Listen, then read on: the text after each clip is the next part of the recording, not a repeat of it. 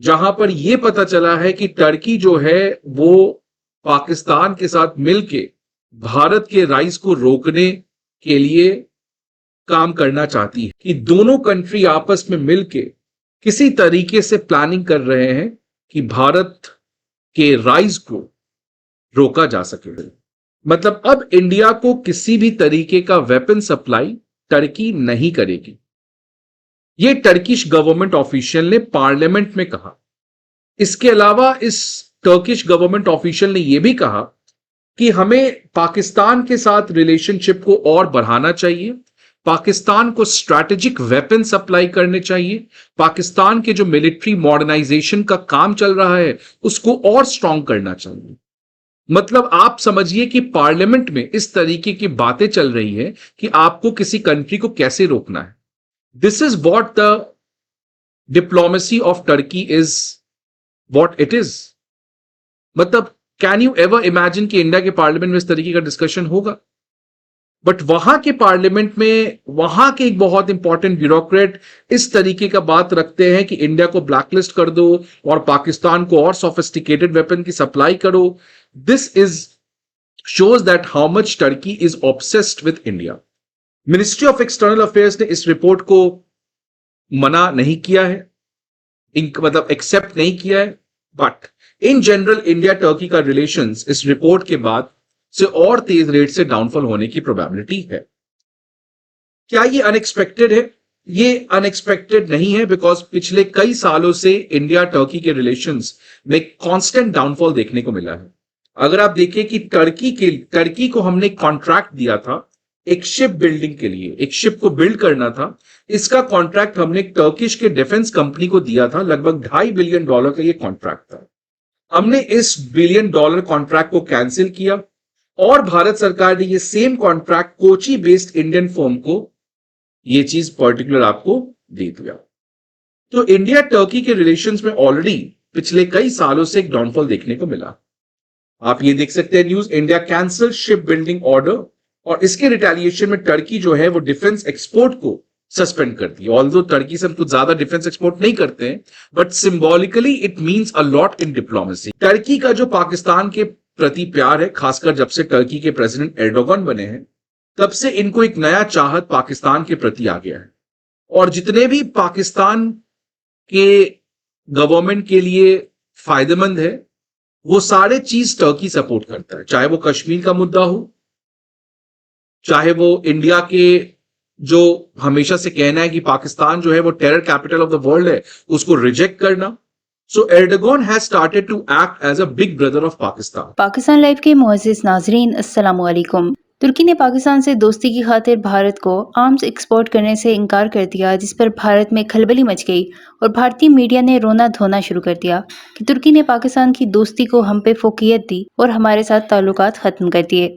भारतीय मीडिया ने फिर तुर्की पर इल्जाम भी लगा दिया कि वो पाकिस्तान के साथ मिलकर भारत के खिलाफ साजिश कर रहा है और भारत को अकेला करना चाहता है। तुर्की के इस फैसले ने भारतीय मीडिया में तूफान बर्पा कर दिया है कि उसने पाकिस्तान के साथ दोस्ती को मजबूत करने के लिए भारत को असला बरामद करने से इनकार कर दिया। भारतीय मीडिया ने यह दावा किया कि तुर्की ने भारत की बड़े असले की डील रद्द करके पाकिस्तान के साथ अपने ताल्लुकात को फोकियत दी, जिसके नतीजे में भारत में खलबली मच गई है। भारतीय मीडिया के एंकर्स और तज्जियाकारों ने इस इक़दाम को एक साजिश करार देते हुए कहा है कि तुर्की और पाकिस्तान मिलकर भारत को आलमी सतह पर तन्हा करने की कोशिश कर रहे हैं।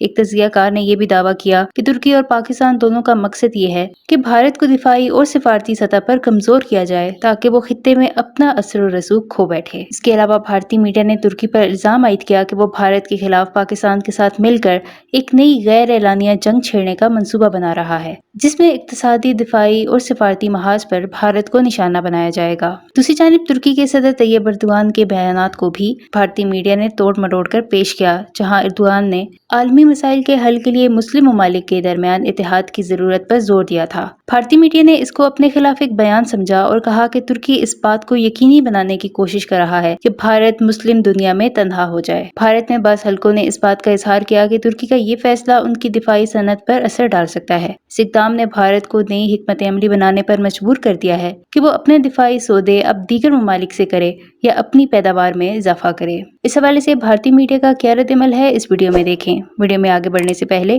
मेरे चैनल पाकिस्तान लाइव को सब्सक्राइब जरूर करें ताकि आने वाली वीडियो अपडेट से आगाह रहें। ये बहुत सालों से चल रही थी, बट रीसेंट टाइम्स में ये दोनों का एक तरफ क्लोज आना, ये अब बहुत बड़ा प्रॉब्लम है। आप देख सकते हैं ये पाकिस्तान टुडे की हेडलाइन है कि Pakistan and Turkey are shaping in a new era of cooperation. I don't know which era of cooperation they are moving on, because they both countries are the countries which are facing severe economic crisis, which I will discuss about later. लेकिन उसके बाद भी ये लोग कोई नया era of cooperation में जा रहे हैं, दैट इज गुड।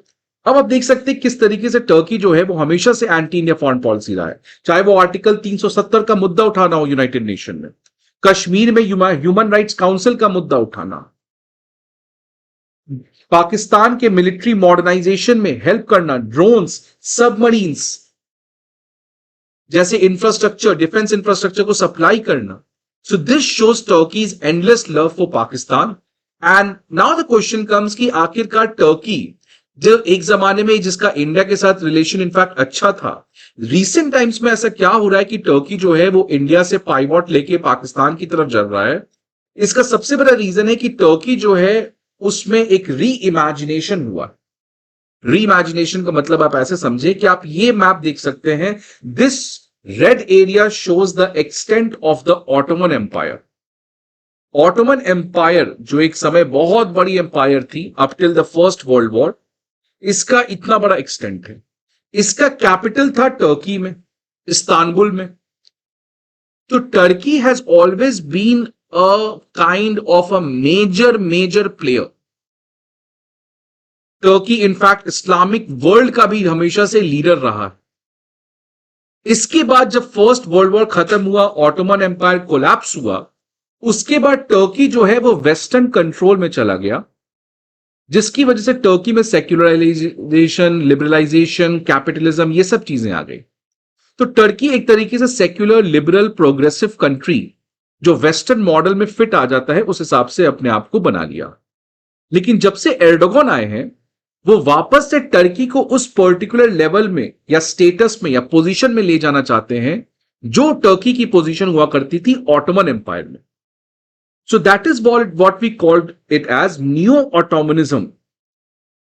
इसीलिए टर्की जो है वो सारे इस्लामिक कंट्री के साथ मिलके अपने लेजिटिमेसी को वापस प्राप्त करना चाहता है। आप रिसेंट टाइम में देखिए टर्की ईरान का सपोर्ट किया, जो कि बहुत सरप्राइजिंग है, बिकॉज टर्की एक सुन्नी कंट्री है और ईरान एक शिया कंट्री है, और इन दोनों कंट्रीज में कुछ खास रिलेशन रहा नहीं है।